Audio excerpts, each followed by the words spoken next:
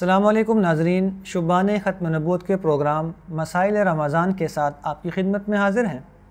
آج ہم بات کریں گے کن صورتوں میں روزہ توڑنا جائز ہے۔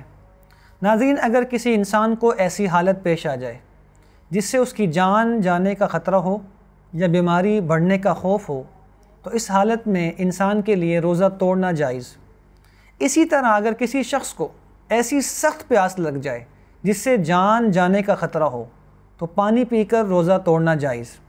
اسی طرح وہ حاملہ خاتون جس کو ایسی صورت پیش آ جائے کہ اس کی اپنی جان یا بچے کی جان کا خطرہ ہو تو اس کے لیے روزہ توڑنا جائز۔ ناظرین، ان تینوں صورتوں میں بعد میں اس روزے کی قضا لازم ہے، اس پر کفارہ نہیں ہے۔ اللہ تعالی ہم سب کو دین کی صحیح سمجھ عطا فرمائے اور ہم سب کو دین پر چلنا نصیب فرمائے، آمین یا رب العالمین۔